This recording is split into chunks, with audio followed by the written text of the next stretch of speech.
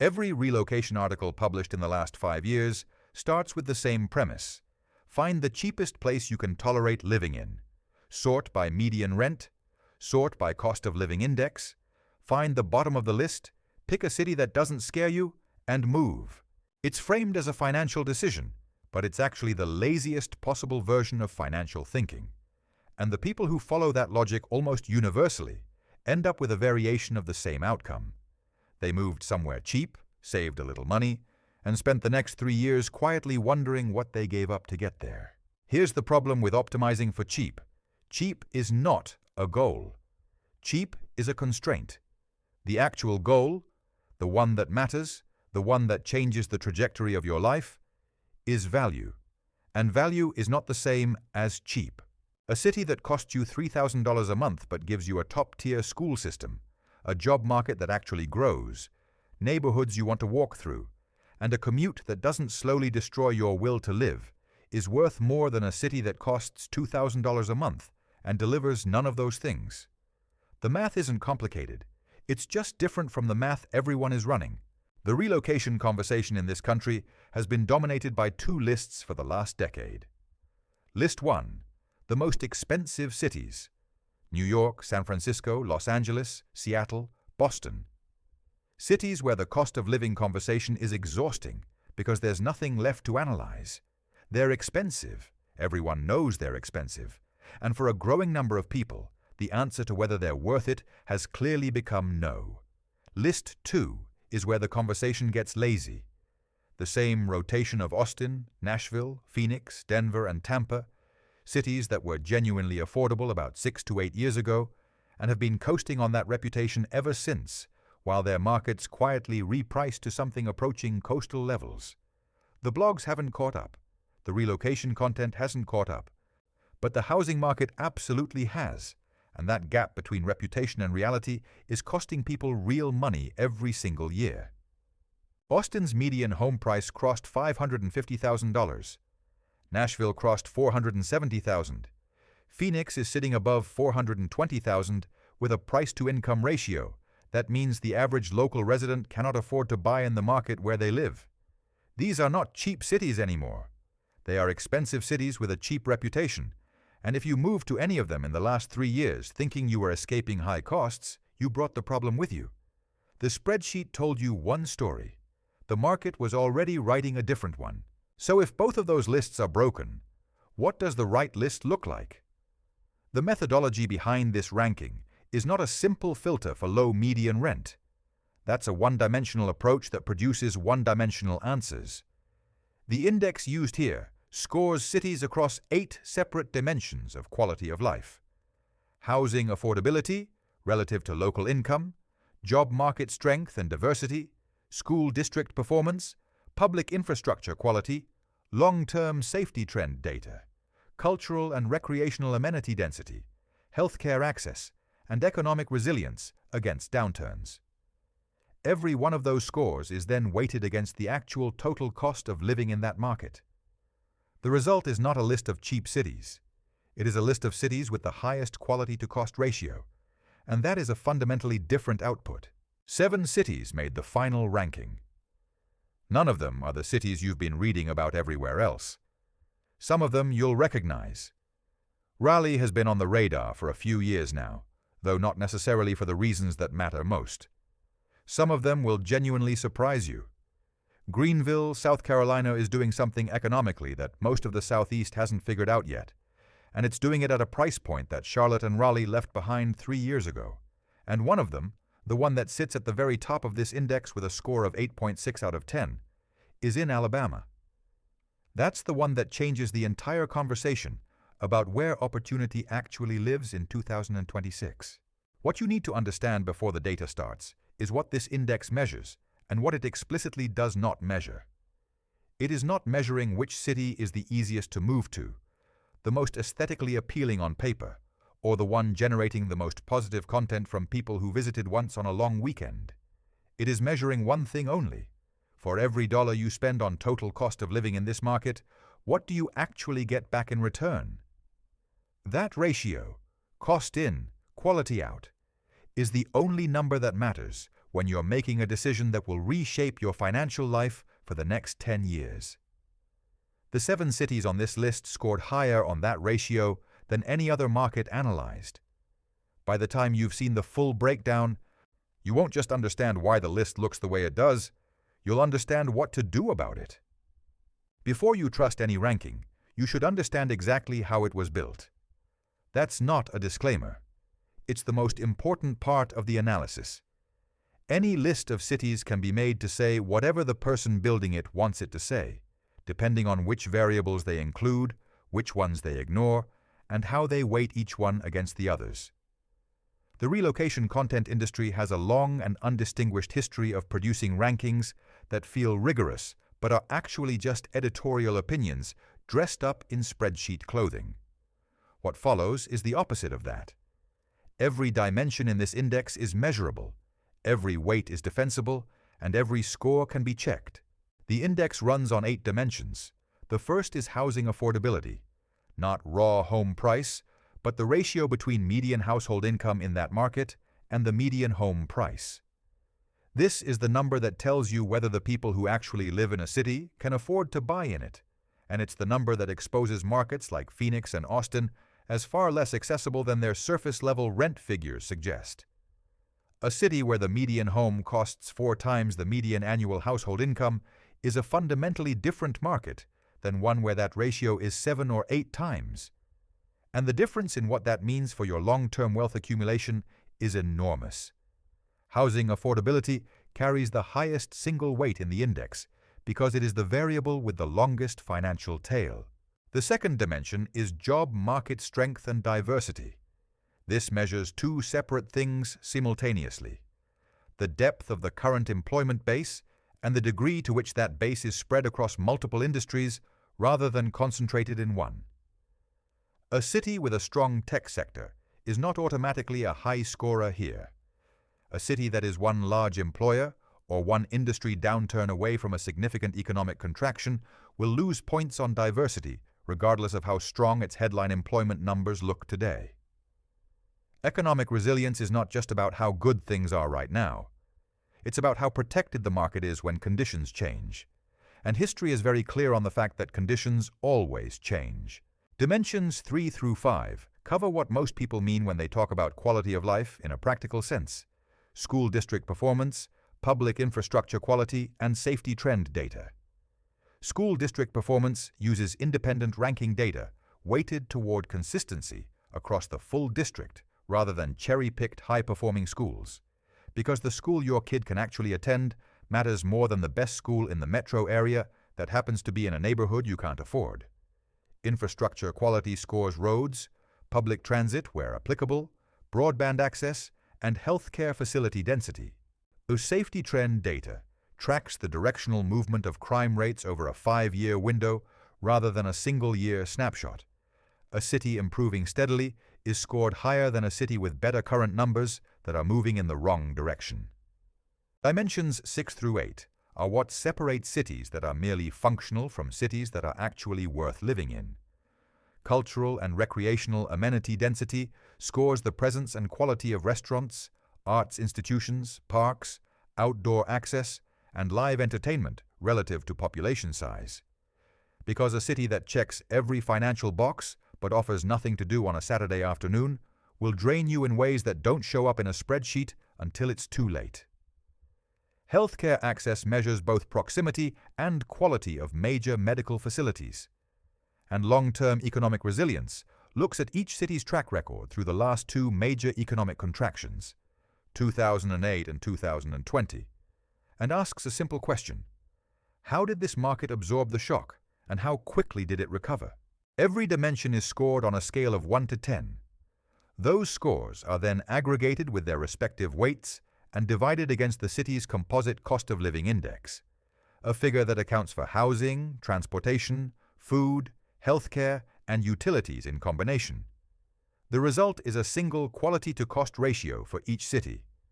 A city that scores a combined 7.5 across all 8 dimensions, but has a very low cost of living, will outrank a city that scores an 8.2 but costs significantly more to live in. The ratio is the output that matters, not the raw quality score in isolation, and not the cost number in isolation.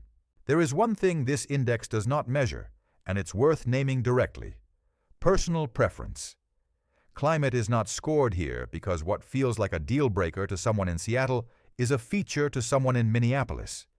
Cultural fit, whether a city's social environment matches your values, your lifestyle, your sense of belonging, is not scored here because it cannot be scored objectively, and any attempt to do so would introduce more bias than it removes. This index is designed to show you where your dollar returns the most measurable quality of life. What you do with that information, and how you layer your own priorities on top of it, is the decision that belongs entirely to you. The 7 cities at the top of this ranking are the ones where the ratio is strongest. Whether any one of them is right for your life is a different question, and one that, by the end of this analysis, you will be far better equipped to answer than you were 90 minutes ago. Kevin moved to Indianapolis from Chicago in the spring of 2023. He was 31, earning $92,000 a year as a financial analyst and paying $2,100 a month for a one-bedroom apartment in Wicker Park that he genuinely liked but could no longer justify. He had run the numbers so many times they had stopped feeling like numbers. They felt like a verdict. In Chicago, he was building nothing. Every month the rent went out, the tax bill came in, and the savings account sat exactly where it had been the month before. He wasn't broke. He was financially stationary, and at 31, that felt like its own kind of crisis. In Indianapolis, Kevin's rent dropped to $1,150 a month for an apartment that was objectively nicer than what he left. He opened a brokerage account with the difference in the first 90 days. 18 months after moving, he made an offer on a 3-bedroom house in the Meridian Kessler neighborhood for $268,000. His mortgage payment, including taxes and insurance, came in below what his Chicago rent had been. He is now, in his own words, a person who builds things. The math did that. Indianapolis just made the math possible. Indianapolis scores 7.8 out of 10 on the Quality to Cost Index, the lowest score on this list, and still meaningfully higher than any coastal market analyzed. The score reflects a housing market that remains genuinely accessible relative to local incomes, a job ecosystem anchored by healthcare, finance, logistics, and a quietly expanding tech sector, and a cost of living floor that gives earners at the $90,000 level a structural financial advantage they simply cannot replicate in Chicago, Minneapolis, or Denver. The city's weakness on the index is cultural amenity density. Indianapolis has been building its downtown core aggressively, and the improvements are real, but it is not yet the city you move to because of its restaurant scene or its arts institutions. It is the city you move to because the financial environment lets you become a different version of yourself economically, and then you build the life around that foundation. For a remote worker or a hybrid professional who can realistically choose where to live, Indianapolis offers something specific and underappreciated: the ability to live well, invest aggressively, and build a real estate position simultaneously, things that are theoretically possible elsewhere and practically impossible in most markets above a certain price tier. A remote earner bringing $90,000 to Indianapolis sits in roughly the top 12% of local household incomes. That positional advantage is not about feeling superior to your neighbors. It's about what it unlocks in terms of savings rate, investment capacity, and optionality. You can do things in Indianapolis on a salary that sounds modest in San Francisco that you literally cannot do in San Francisco on the same number. Columbus scores 7.9 out of 10, 1/10 of a point higher than Indianapolis, and for reasons that are structurally distinct. The story of Columbus is the story of diversification. Ohio State University anchors the city's economy in a way that is easy to underestimate if you think of it simply as a football school. The university generates a continuous pipeline of educated workers, research activity, healthcare employment, and institutional spending that insulates Columbus from the kind of single-industry collapse that has damaged other Midwest cities over the past 40 years. Columbus didn't have a Detroit moment. It didn't have a Cleveland moment. It absorbed the 2008 recession and the 2020 pandemic contraction better than nearly any comparable Midwest metro. and the data on recovery speed in both cases is striking. The economic base in Columbus now spans financial services, insurance, retail headquarters, healthcare, logistics, and a tech sector that has been growing steadily without the boom-bust volatility that characterizes tech-dependent markets. J.P. Morgan Chase, Nationwide Insurance, and Huntington Bankshares all have major Columbus operations. Amazon, Google, and Intel have made significant infrastructure investments in the region. The housing market has absorbed some appreciation over the last 4 years. Median home prices now sit in the low 300s, but the income-to-price ratio remains at roughly 5 times, which is still well below the levels where markets start to feel structurally broken. Columbus is not as cheap as it was 5 years ago, but it is still delivering a ratio that most of the country cannot match. What Indianapolis and Columbus share, and why they belong together in this analysis, is the thing that most relocation content never bothers to identify: a financial environment that rewards the decision to show up. Both cities are places where a professional earning between $80,000 and $120,000 a year can own property, save meaningfully, invest, and still have enough left over to build an actual life, rather than just a functional one. That is rarer than it should be in 2026, and it is precisely why these two cities score where they do. They are not the most exciting markets on this list. They are among the most reliable, and for the person whose primary objective is to stop running on the financial treadmill and start building something that compounds, reliable is exactly the quality that matters most. There is a version of the Chattanooga story that gets told in lifestyle magazines and travel blogs, and it involves the Tennessee River, the revitalized waterfront, and the kind of outdoor access that people in landlocked metros spend their weekends dreaming about. That version is true, and it matters, but it is not the reason Chattanooga scores 8.0 out of 10 on this index. The reason Chattanooga scores where it does is more specific and more durable than scenery. It is the combination of an infrastructure investment that made the city genuinely competitive at a national level, an economic base that is quietly stronger than the city's reputation suggests, and a housing market that has not yet repriced to reflect what Chattanooga actually delivers. That gap between what it costs and what it offers is the entire thesis. In 2010, Chattanooga became the first city in the United States to deploy a citywide gigabit fiber network, 1 gigabit per second internet access available to every residence and business in the city, delivered through the municipal electric utility. At the time, that was faster than anything available in New York, San Francisco, or Seattle. The decision was made by a municipal utility board, not by a tech company looking for favorable press. It was an infrastructure bet, and it paid off in a way that changed the composition of who moved to Chattanooga and why. Remote workers, small tech firms, digital agencies, and logistics technology companies followed the infrastructure. But the city did not become a tech hub in the San Francisco sense. It became something more interesting, a mid-sized southern city with Tier 1 digital infrastructure and Tier 2 prices, and that combination has been attracting a specific and economically valuable type of resident ever since. The economic base beneath the lifestyle story is anchored by advanced manufacturing and logistics. Volkswagen has operated a major assembly plant in Chattanooga since 2011, and the facility has expanded twice since then. Amazon, Wacker Chemie, and a cluster of automotive supplier firms have added significant employment to the regional economy over the last decade. This is not a city dependent on one industry in the way that creates fragility.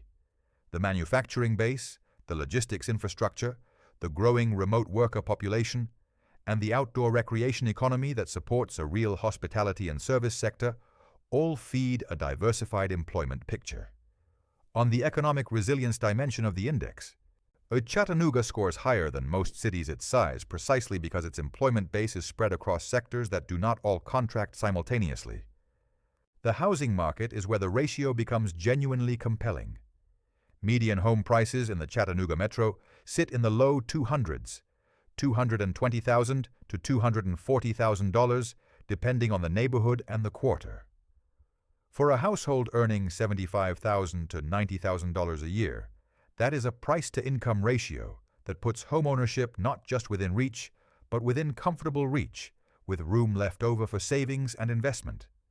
The neighborhoods that score highest on the index, North Shore, Highland Park, St. Elmo, offer walkability, character, and proximity to both the waterfront and the outdoor access that defines the city's lifestyle proposition.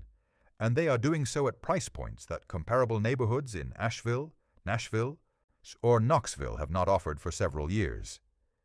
Chattanooga has absorbed some appreciation pressure as its reputation has grown, but the market has not yet made the full repricing jump that follows widespread recognition.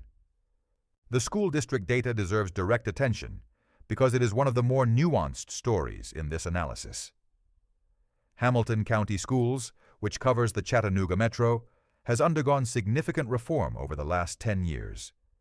The district has consistently improved its performance metrics, expanded its STEM programming, and developed a set of magnet school options that give families real choices within the public system. The district is not a top 10 performer nationally, and presenting it as such would be dishonest. What it is a district on a clear upward trajectory, with specific high-performing schools distributed across the metro, in a way that gives a wider range of families access to strong educational options than a single metric district ranking would suggest.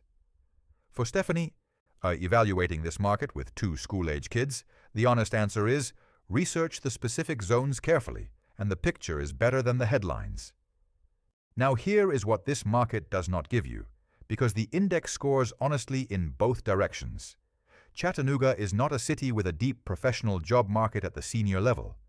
If you are a marketing director, a senior software engineer, or a finance executive who needs to be in a market with multiple employers competing for your specific skill set, Chattanooga's job market is thinner than Raleigh, Columbus, or Indianapolis at that level, and you should price that reality into your decision. The remote work story mitigates this significantly for people whose income is location independent, but it does not eliminate it. The city scores 8.0, not 8.5, for a reason, and the job market depth dimension is a meaningful part of that gap. What Chattanooga offers in return for that limitation is a quality-to-cost ratio that most markets its size cannot approach. And for the right person, that trade is not a compromise. It is the whole point. Stephanie had been looking at Charlotte for 8 months. She had the spreadsheet, the neighborhood research, the school district comparison tabs, the saved Zillow searches, the whole apparatus of a person who has been thinking seriously about a move and has not yet made one. Charlotte made sense on paper. A growing southern metro, a real financial services job market that aligned with her healthcare marketing background, a cost of living that was genuinely lower than Los Angeles even after recent appreciation. She was close to pulling the trigger.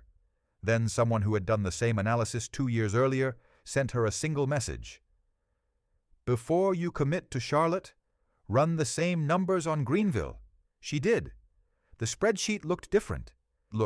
Greenville, South Carolina scores 8.1 out of 10 on the quality-to-cost index. That score sits above Richmond, above Chattanooga, above Columbus and Indianapolis, and it does so by delivering something that the more prominent Southeast markets have largely stopped offering, a genuinely favorable ratio between what the city costs and what it returns. Charlotte's median home price has crossed $380,000 and is trending upward. Greenville's median sites in the low 200s, $210,000 to $230,000, depending on the submarket. Both cities offer a similar quality of life baseline in terms of climate, outdoor access, restaurant culture, and Southeast livability.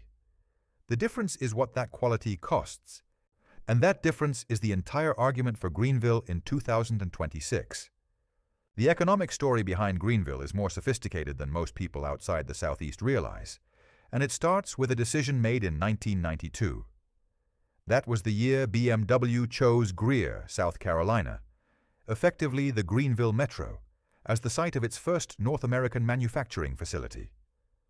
The plant opened in 1994 and has since become BMW's largest production facility in the world, employing more than 11,000 people directly and generating an estimated 70,000 jobs through its supplier network across the region.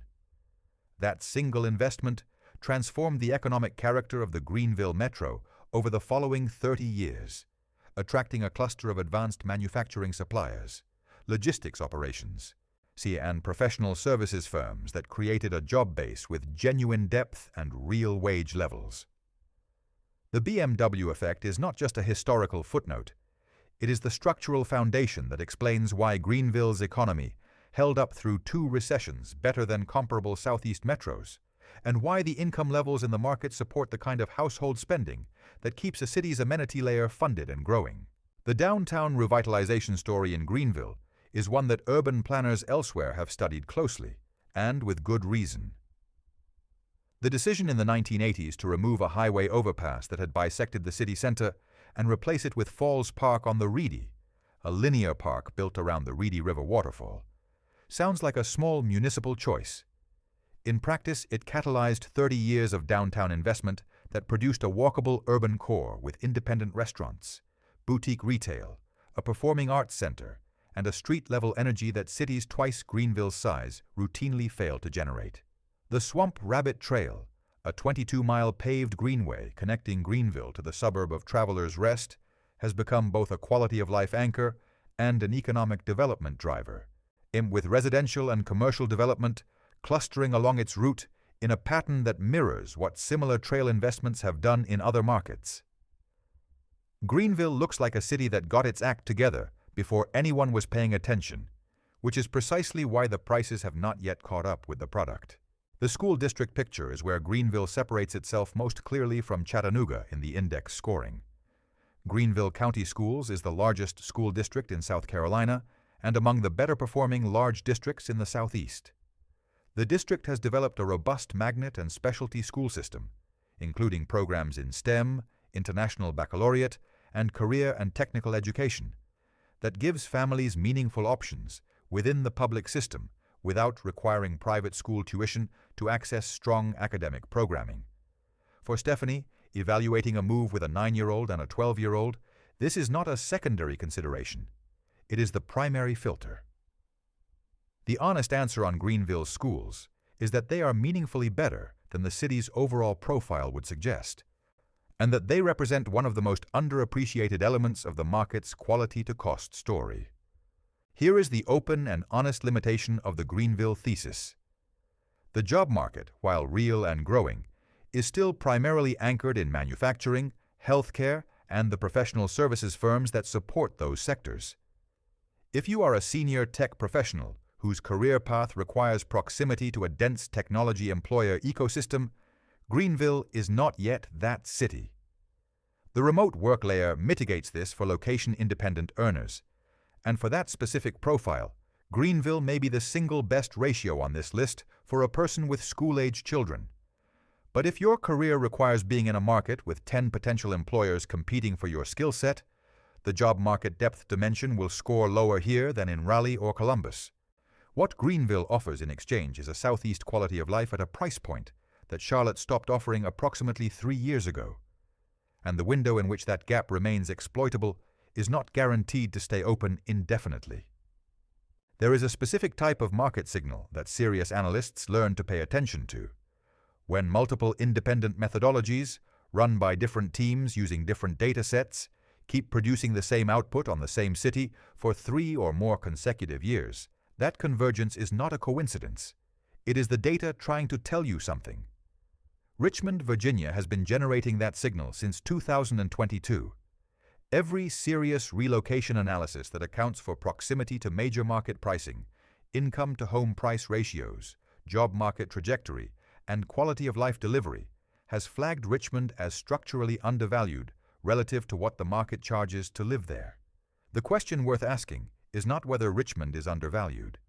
The data on that is unusually consistent.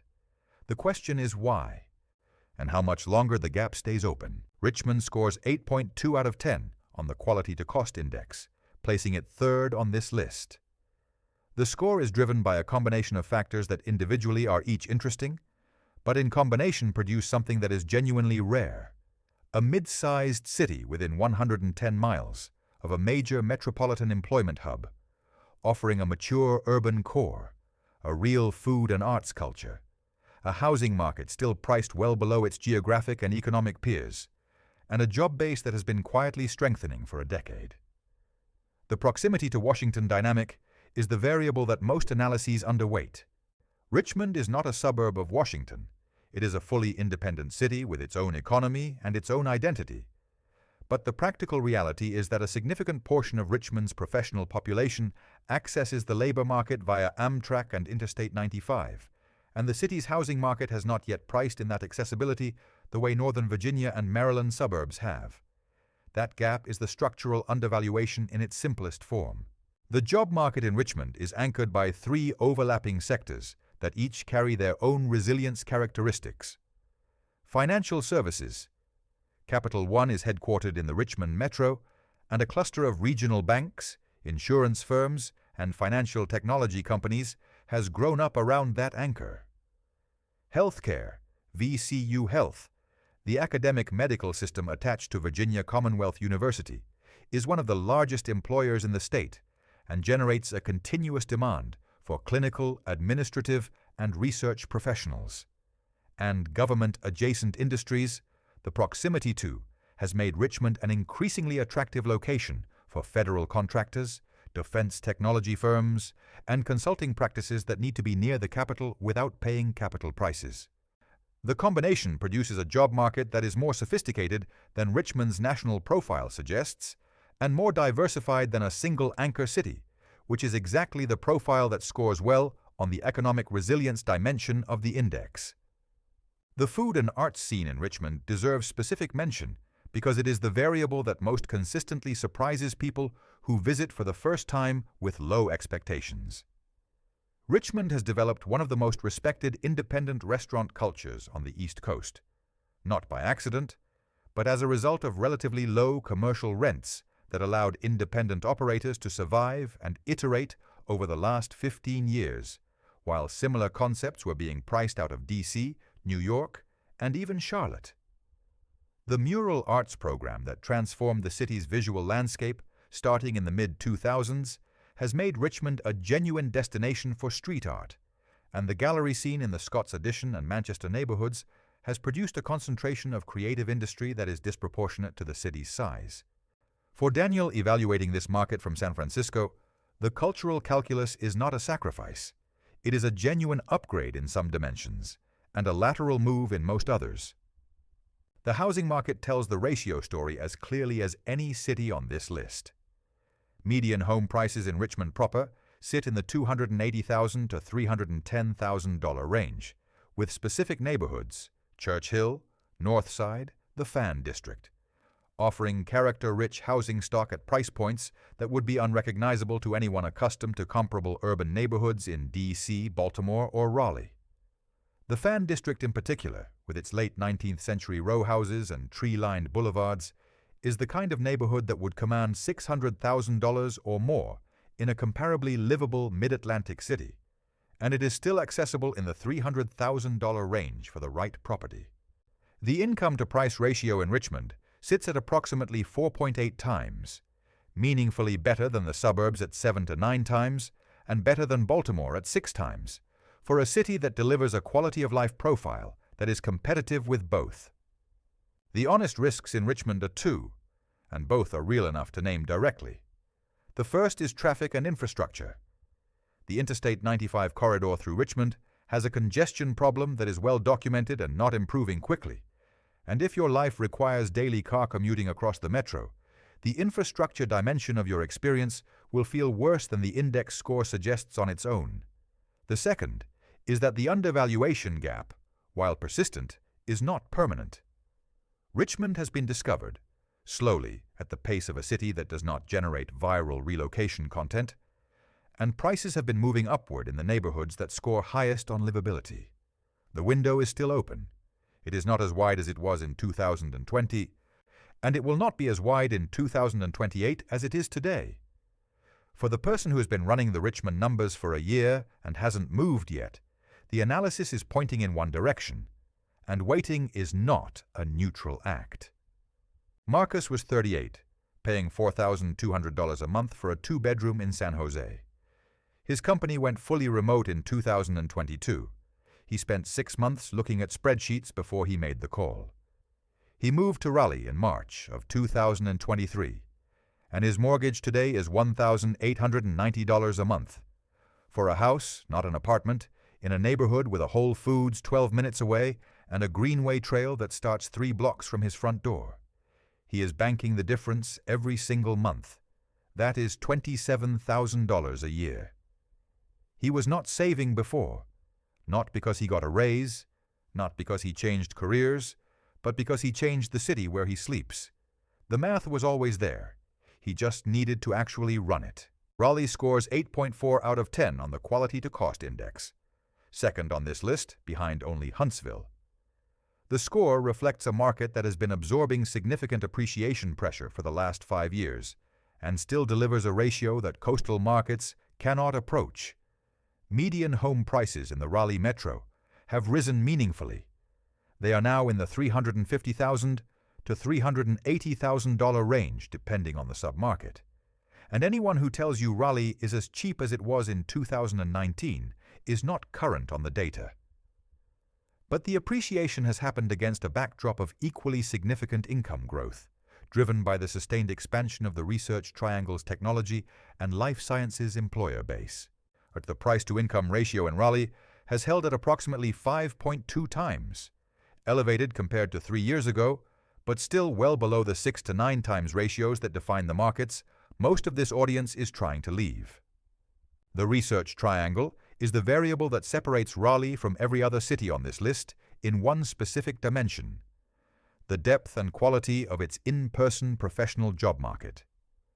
Research Triangle Park, the office and research campus shared between Raleigh, Durham, and Chapel Hill, is home to more than 300 companies employing approximately 60,000 people directly, with a concentration in pharmaceutical research, biotechnology, semiconductor design, software development, and advanced analytics. IBM, Cisco, Biogen, Red Hat, and Lenovo's North American headquarters all operate in the Triangle. For Daniel, evaluating this market from San Francisco as a senior software engineer who's been remote for 4 years but is not certain he wants to stay remote indefinitely, this detail changes the entire calculus. And Raleigh is not just a place to live cheaply on a remote salary. It is a market where, if his remote arrangement ever ends, or he decides he wants back in-person options, there are real employers within a 30-minute drive who would compete for his skill set. That optionality has a value that does not show up in a cost of living calculator, but is very real in a 10-year life plan. The quality of life infrastructure in Raleigh has matured rapidly over the last decade, in a way that is easy to underestimate from the outside. The food scene in downtown Raleigh and the Glenwood South Corridor has developed into something that genuinely competes with larger metros on a per capita basis. Not because Raleigh set out to become a food destination, but because a steady influx of high-income professionals created the customer base that supports serious independent restaurants, and the commercial real estate costs remained low enough long enough for those operators to build something durable. The Greenway system, more than 100 miles of paved trails connecting neighborhoods across the metro, is not a marketing talking point. It is infrastructure that changes how people move through the city and interact with it daily. The performing arts, the museum campus anchored by the North Carolina Museum of Natural Sciences and the North Carolina Museum of Art, and the university ecosystem generated by NC State, UNC Chapel Hill, and Duke all feed a cultural layer that Raleigh simply did not have 20 years ago, and now takes for granted. The school district question for Raleigh requires the same nuance that applies to any large metro. Wake County Public School System is one of the largest districts in the Southeast and has consistently ranked among the stronger large district performers in North Carolina, but a district that serves more than 160,000 students is never uniformly excellent, and the performance gap between the highest and lowest scoring schools within Wake County is real and worth researching if schools are a primary driver of your decision.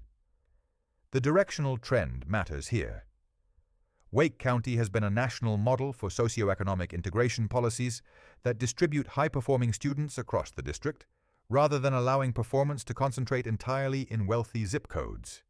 And the downstream effect of that approach on overall district quality has been measurably positive over a 15-year window.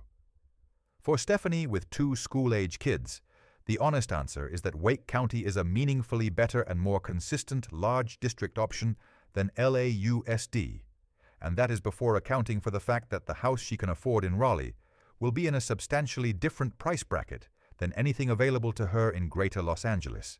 Here is the part of the Raleigh analysis that the channel's data requires stating plainly. Raleigh is not as cheap as it was, and the people who moved here in 2019 got a better ratio than the people moving here in 2026. That is true. It is also true that the ratio available in Raleigh today still beats every coastal market, still beats Austin, still beats Nashville, and still beats Denver, and does so while offering a job market depth that none of the other cities on this list can match. The window is narrower than it was. It is not closed. When people see Huntsville, Alabama, at the top of a quality-to-cost index, above Raleigh, above Richmond, above every city on the Southeast's established relocation circuit, the first reaction is almost always the same. It is a version of disbelief that is itself a data point, because the gap between Huntsville's national reputation and what the city actually delivers in 2026 is precisely the mechanism that keeps its ratio so strong.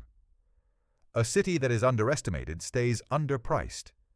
A city that stays underpriced keeps delivering a ratio that overpriced cities cannot touch. Huntsville scores 8.6 out of 10, the highest score on this index, and it earns that score through a combination of economic fundamentals that are, when you actually look at them, not subtle at all. The surprise is not that Huntsville scored this high. The surprise is that more people are not already talking about it.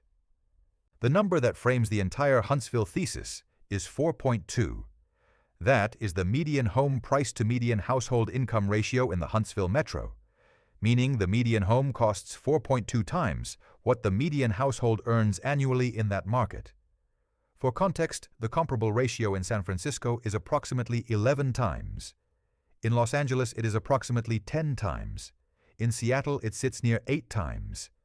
In Austin, the market that spent 5 years being sold as the affordable alternative to the coasts, the ratio is now above 6 times. Huntsville at 4.2 is not just better than those markets.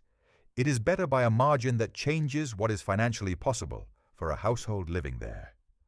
When the cost of housing consumes a proportionally smaller share of your income, everything else in your financial life gets easier simultaneously. Savings rate, investment capacity, retirement timeline, the ability to absorb an unexpected expense without it becoming a crisis. The ratio is not a single data point. It is the foundation on which every other financial decision in your life gets built.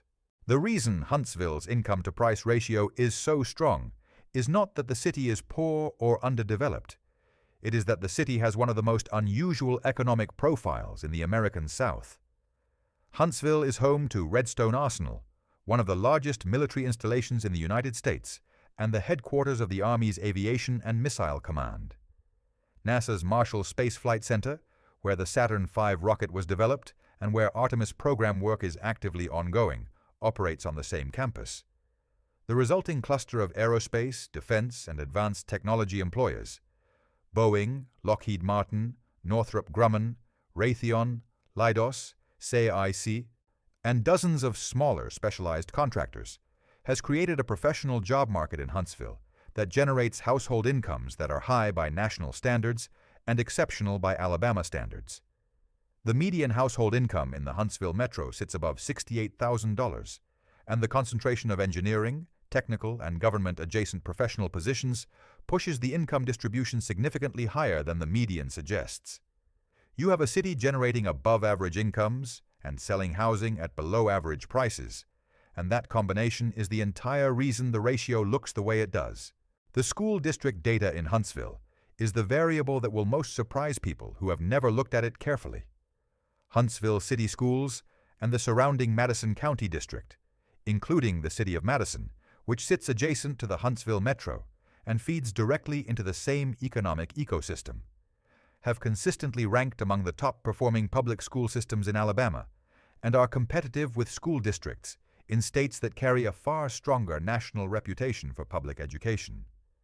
The concentration of engineers, scientists, and technical professionals in the parent population has historically driven high academic expectations and strong parental engagement in the school system, which in turn has attracted and retained above-average teaching talent. Specific schools within the district have produced national merit scholars at rates that would be competitive with well-regarded suburban districts in Virginia or North Carolina. For Stephanie, weighing school quality as her primary filter for a relocation decision, Huntsville is the city on this list most likely to produce a result that exceeds expectations. The honest limitations of the Huntsville market are worth naming because the index scores honestly, and this channel does not produce brochures. The cultural amenity layer, the restaurant density, the arts institutions, the street-level urban energy, is thinner than Raleigh, Richmond, or Chattanooga, and it reflects a city that has historically prioritized technical excellence over cultural investment. The downtown core has been improving steadily, and the Low Mill Arts and Entertainment Complex has developed into a genuine creative hub. But if your quality of life calculus is heavily weighted toward food, nightlife, and urban walkability, Huntsville will score lower on your personal index than the composite methodology reflects. The city is also geographically isolated in a way that makes weekend escapes to larger metros a longer drive than residents of Greenville, Richmond, or Raleigh typically face. These are real trade-offs, and they belong in any honest analysis. Here is the verdict, and it is the same verdict that the data has been producing consistently for 3 years running. For a household earning between $80,000 and $130,000, whether that income comes from a remote position, a local employer, or the aerospace and defense sector itself, Huntsville delivers more measurable quality of life per dollar spent than any other market analyzed in this index. The price-to-income ratio of 4.2 is not a temporary anomaly. It is a structural feature of a market where economic output has consistently outpaced housing demand, because the city has not yet generated the kind of relocation volume that reprices a market. That condition will not last indefinitely. The cities that dominated relocation lists 5 years ago were in exactly this position before the content cycle caught up with the data, and then the prices caught up with the content.